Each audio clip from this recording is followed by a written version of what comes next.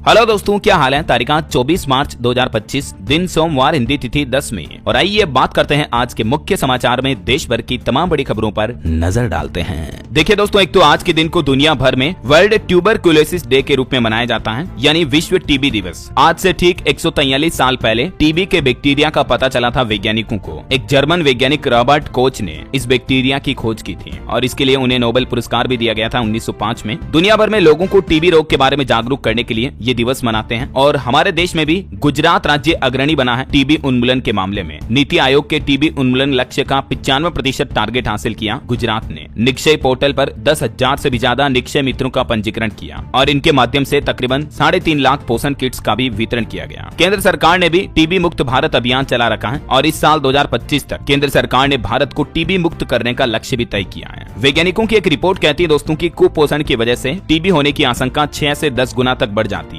विश्व स्वास्थ्य संगठन की तरफ से 2025 से 30 के लिए कुछ लक्ष्य भी तय किए गए हैं। तो कुल मिलाकर अच्छा खाएं, पोषण युक्त भोजन लें टीबी रोग से बचने के लिए। देश की राष्ट्रपति द्रौपदी मुर्मू ने भी आज इस दिवस के मौके पर सभी राज्य सरकारों को कहा कि मिलकर काम करें और भारत को टीबी मुक्त बनाने का लक्ष्य हासिल करें। चलिए अगला अपडेट देखिए। दिल्ली, मुंबई, लखनऊ, पटना समेत कई बड़े शहरों में आज 24 मार्च को सहरी और इफ्तार का टाइमिंग क्या रहेगा। अभी रमजान का महीना चल रहा है, इस मौके पर आज 24 मार्च को सहरी इफ्तार किया जाएगा। इसके कुछ समय वगैरह भी आप देख सकते हैं। और वहीं दोस्तों, आज होली के बाद 10वीं तिथि के मौके पर महिलाएं दशा माता का व्रत भी रखती हैं। ये व्रत हर साल चैत्र मास के कृष्ण पक्ष की 10वीं तिथि को रखा जाता है। महिलाएं अपने घर की दिशा, लक, भाग्य सुधारने के लिए ये व्रत करती हैं। पीपल के पेड़ की पूजा करके परिक्रमा लगाई जाती है और दशा माता की कथा सुनी जाती है। तो सभी माताओं बहनों को भी दशा माता की हार्दिक शुभकामनाएं। चलिए आगे बढ़ते हैं अपन खबरों में। देखिए अगली बड़ी खबर, चौंकाने वाली रिपोर्ट सामने आ रही है। देश में 29 लाख करोड़ रुपए का इनकम टैक्स बकाया है। आयकर विभाग ने सरकार को रिपोर्ट दी जिसमें बताया कि अभी हमारे देश में प्रत्यक्ष कर बकाया यानी डायरेक्ट टैक्स पेंडिंग चल रहा 29 लाख करोड़ का,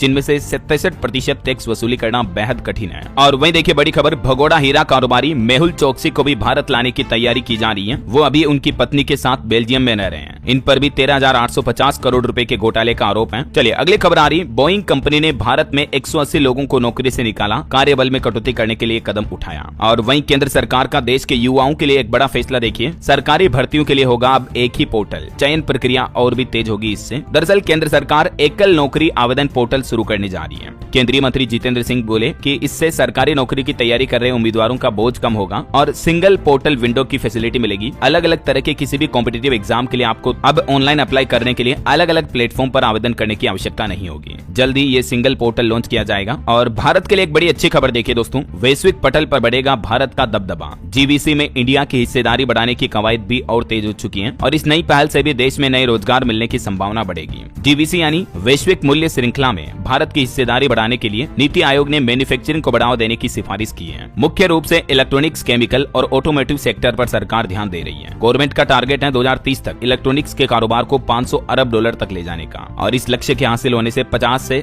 60 लाख नौकरियां मिलेगी हमारे देश में नई, और भारत का वैश्विक व्यापार में प्रभाव भी बढ़ेगा, है ना। चलिए बड़ी खबर आ रही है, सुप्रीम कोर्ट ने जारी किया दिल्ली हाई कोर्ट के जस्टिस यशवंत वर्मा के घर का अंदर का वीडियो, जिसमें 4-5 बोरियों में अधजले नोट पाए गए। और इस मामले पर एक और खुलासा तो ये सामने आ रहा कि अब उनके घर के बाहर भी 500 के नोट मिले हैं, जले हुए नोट। सफाई कर्मचारियों को ये नोट मिले। अभी एक दिन पहले सुप्रीम कोर्ट ने वीडियो जारी किया था, उसमें भी उनके स्टोर रूम में बोरियों में अधजले नोटों के बंडल पाए थे। इन पर आरोप है 15 करोड़ इनके घर पर कैश मिलने की बात सामने आई थी। और वैसे अब इस मामले की जांच सुप्रीम कोर्ट कर रही है। सीजीआई संजीव खन्ना ने बड़ा फैसला लेते हुए 3 जजों की एक टीम गठित की है जो इस पूरे मामले की जांच करेगी। और इस घटना पर तंज कसते हुए उत्तर प्रदेश से अखिलेश यादव भी बोले कि पैसा शायद उधार लिया होगा। अब ये मामला पॉलिटिकल में भी तुल पकड़ता जा रहा। इस पूरे मामले की शुरुआत हुई जब दिल्ली हाईकोर्ट के जज के घर पर आग लग गई थी, तो आग बुझाने वाले कर्मचारी जो पहुंचे उनको ये नोटों के ढेर मिले। देखिए जरा आप। चलिए अगला अपडेट आ रहा, नई HSRP लगाने की समय सीमा को 30 जून तक बढ़ा दिया है। परिवहन विभाग की तरफ से पुराने वाहनों की नंबर प्लेट को हाई सिक्योरिटी रजिस्ट्रेशन प्लेट में बदलवाने की समय सीमा को 30 जून तक बढ़ा दिया है। वहीं देखिए बड़ी खबर, जम्मू कश्मीर के कठुआ में सेना और आतंकियों के बीच एनकाउंटर रुका। हीरानगर सेक्टर में सुरक्षा बलों ने 4-5 आतंकियों को घेरा। एक 7 साल की बच्ची घायल भी हो गई इस मामले में। और बड़ी खबर देखिए, भारत ने चीन पर एक बड़ा एक्शन लिया। अब इन 4 चीजों पर एंटी डंपिंग ड्यूटी लगा दी है। चाइना के 4 ऐसे उत्पाद जिन पर सरकार की तरफ से ये ड्यूटी लगाई गई, जिससे हमारे देश के घरेलू उत्पादकों को फायदा होगा, क्योंकि चाइना से आए सस्ते उत्पादों के चलते घरेलू उद्योगों को काफी नुकसान हो रहा था। तो इसी स्थिति में सरकार घरेलू उद्योगों को बढ़ावा देने के लिए विदेशी रास्तों से आने वाले सस्ते उत्पादों पर ये एंटी डंपिंग शुल्क लगाए हैं। वो 4 कौन-कौन से प्रोडक्ट हैं? एक तो aluminium foil, vacuum flask, soft ferrite course और ट्राइक्लोरो आइसोसिनोरिक एसिड। इन पर सरकार की तरफ से ये बड़ा फैसला लिया गया है। जहां एक तरफ दुनिया भर में टेरिफ वॉर चल रहा, अमेरिका भी भारत के कई सामानों पर टेरिफ बढ़ाने का प्लान कर रहा। इस बीच हमारे विदेश मंत्री एस जयशंकर ने भी कहा कि दुनिया टेरिफ युद्धों से जूझ रही है, हमें विकसित करने होंगे व्यापक ऊर्जा संबंध, देश की अर्थव्यवस्था पर बोले एस जयशंकर। चलिए बड़ी खबर देखिए, वक्फ के खिलाफ अब बिहार पटना में AIMPLB 26 मार्च को प्रोटेस्ट करेगी। बिहार के नीतीश सरकार समेत कई नेताओं को इसके लिए आमंत्रण भी भेजा है। All India Muslim personal law board की तरफ से वक्फ संशोधन विधेयक को लेकर ये 26 तारीख को प्रोटेस्ट आयोजित करने की घोषणा की गई है। और वैसे बिहार में आने वाले चुनाव का शंखनाद करेंगे गृह मंत्री अमित शाह। 30 मार्च को 1 लाख कार्यकर्ता जुटेंगे। 29 तारीख को पटना पहुंचेंगे अमित शाह और यहां से फिर चुनावी जनसभा को संबोधित करेंगे। चलिए बड़ी खबर देखिए दोस्तों, इंडियन नेवी की ताकत बढ़ी,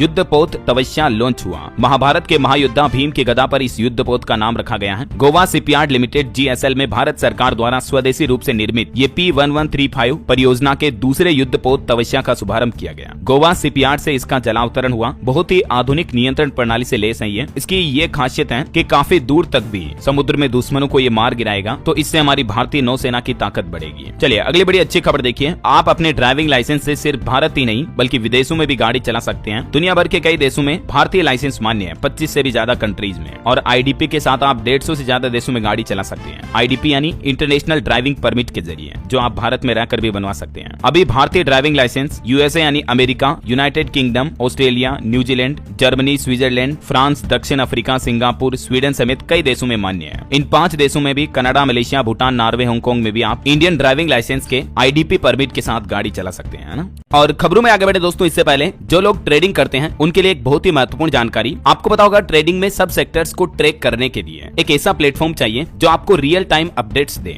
रिसर्च बेस्ड इनसाइट्स प्रोवाइड करें और आपको कुछ स्मार्ट टूल्स दे जो कि आपकी ट्रेडिंग को और इफेक्टिव बनाए। राइट, तो अच्छी खबर ये है दोस्तों कि ये सब अब आपको मिलेगा BlinkX पे। जी हाँ, BlinkX एक ऐसा ट्रस्टेड प्लेटफॉर्म है जो आपको हर मार्केट कंडीशन में सपोर्ट करता है, चाहे मार्केट ऊपर जाए, चाहे नीचे आए या साइडवेज मूव करे। BlinkX आपको रिसर्च कॉल्स, एक्सपर्ट इनसाइट्स और एडवांस टूल्स प्रोवाइड करता है जो आपको मार्केट के हर मूव का पूरा फायदा उठाने में मदद करते हैं। और सबसे बेस्ट पार्ट पता क्या, वो है जीरो ब्रोकरेज। अब आप NSE F&O, equity delivery, equity intraday और IPOs में भी अनलिमिटेड ट्रेड कर सकते हैं एक्स्ट्रा चार्जेस की टेंशन के बिना, क्योंकि BlinkX के प्लान्स बहुत ही अफोर्डेबल है। शुरुआत कर सकते हैं आप सिर्फ 249 रुपीज से 2 मंथ्स के लिए, 599 रुपीज फॉर 6 मंथ और 899 रुपीज फॉर होल ईयर, पूरे 1 साल तक के लिए, है ना, बजट फ्रेंडली। और हाँ दोस्तों, BlinkX आपको customizable dashboard, strategy builder tool, real time market updates और सुपर स्मार्ट वॉच लिस्ट जैसे एडवांस टूल्स भी देता है। साथ ही रिसर्च कॉल्स के थ्रू आपको पता चलेगा कि कब आपको मार्केट में इंटर करना है, कहाँ आपका स्टॉप लॉस, कहाँ टारगेट एग्जिट होना चाहिए, सब क्लियर टाइम फ्रेम के साथ। तो मार्केट के अपॉर्चुनिटीज का पूरा फायदा उठाओ BlinkX के साथ। It's a trader thing. Description और पिन कमेंट में दिए हुए लिंक पर अभी क्लिक करो बिना वेट किए और अपने ट्रेड्स को स्मार्टर बनाओ। चलिए अगला अपडेट देखिए, जाने माने उद्योगपति कुमार मंगलम बिड़ला को मिला business icon of the year award. Aditya Birla group के चेयरमैन है ये, करंट अफेयर्स के हिसाब से इंपोर्टेंट है, ध्यान रखिएगा। और वहीं हमारे विदेश मंत्री एस जयशंकर को भी impact icon of the year पुरस्कार मिला है। चलिए खबर आ रही PM मोदी का लेक्स फ्रीडमैन अमेरिकी पॉडकास्टर के साथ जो पॉडकास्ट इंटरव्यू हुआ था वो अब 10 से ज्यादा भाषाओं में उपलब्ध है। आप इन भारतीय अलग अलग भाषाओं में भी इस पॉडकास्ट को सुन सकते हैं। चलिए खबर है, दिल्ली के Rouse Avenue court bar association चुनाव के नतीजे घोषित हुए। नीरज अध्यक्ष बने, समर्थकों ने स्वागत भी किया। वहीं इलेक्शन कमीशन का अपडेट देखिए, 4000 चुनाव अधिकारियों ने शुरू किया राजनीतिक दलों के साथ मंथन। 31 मार्च तक बैठकें चलेगी। देश में होने वाले चुनाव मतदान में ट्रांसपेरेंसी लाने के लिए चुनाव आयोग ये बैठकें करवा रहा है। वहीं खबर देखिए, डेटा संरक्षण अधिनियम को लेकर जयराम का कहना है कि RTI कानून को नष्ट करती है धारा 44(3). सरकार को इस धारा को खत्म करने का आग्रह भी किया। प्रौद्योगिकी मंत्री अश्विनी वैष्णव को पत्र लिखा इन्होंने। चलिए खबर आ रही है, उत्तर प्रदेश में 69,000 शिक्षक भर्ती मामले में अभ्यर्थियों ने इको गार्डन में धरना दिया। अभ्यर्थियों का कहना कि फिर से मंत्रियों का आवाज घेरेंगे और अपने आंदोलन को तेज करेंगे, क्योंकि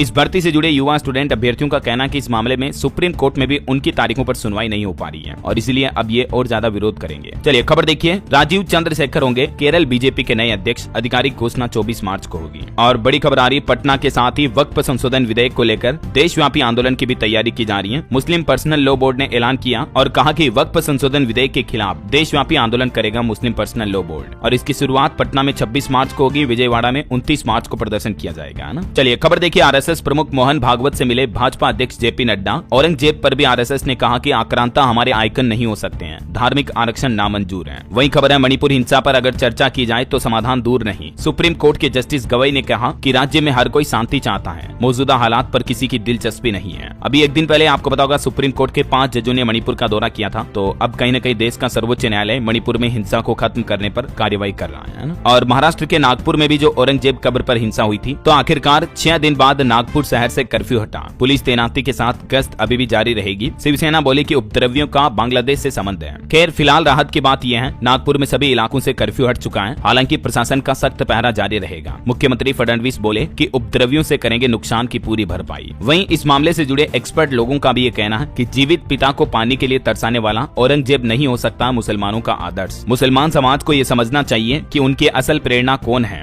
जिन्होंने समाज और देश को एक नए सुंदर आयाम दिया। गैर मुस्लिमों पर जजिया कर लगाने वाला औरंगजेब सर्वधर्म सद्भाव रखने वाला कैसे हो सकता है? क्रूरता का महिमा मंडन करके आखिर कब तक इसे आधुनिक भारत का आदर्श बताया जाता रहेगा? ये विचार साझा किए स्वाति तिवारी की तरफ से। और वहीं दोस्तों औरंगजेब विवाद के बीच उत्तर प्रदेश कानपुर में मुख्यमंत्री योगी आदित्यनाथ भी बोले कि जो महापुरुषों का सम्मान नहीं कर सकता था उसके लिए कोई जगह नहीं है। चलिए अगली बड़ी खबर देखिए। मेरठ सौरभ हत्याकांड से खबर आ रही कि जेल में मुस्कान और साहिल बेचैन दिखे, क्योंकि 4 दिन से इनको नशा नहीं मिल रहा। ये तो गांजा भांग दारू सब पीते हैं, अब नशा नहीं मिल पा रहा तो ये तो परेशान हो रहे हैं। और इसी बीच खबर है जेल प्रशासन मुस्कान का प्रेगनेंसी टेस्ट भी करेगा। वहीं किसान आंदोलन के बीच खबर आ रही कि किसान नेता डल्लेवाल पंजाब पटियाला के अस्पताल में शिफ्ट किए गए। पहले जालंधर के हॉस्पिटल में रखा था इन्हें, फिर रेस्ट हाउस में रखा गया। अब पुलिस कड़ी सुरक्षा में इन्हें राजेंद्र अस्पताल लाई है, क्योंकि इनकी तबीयत काफी खराब हो रही है। और रेलवे की प्लानिंग देखिए, ट्रेनों में भीड़ घटाने का फॉर्मूला लगाया जाएगा। जितनी जनरल सीट होगी उससे 1.5 गुना ही टिकट बिकेंगे। ट्रेन नंबर भी होगा। इंडियन रेलवे स्टेशनों और ट्रेनों में भीड़ को नियंत्रित करने के लिए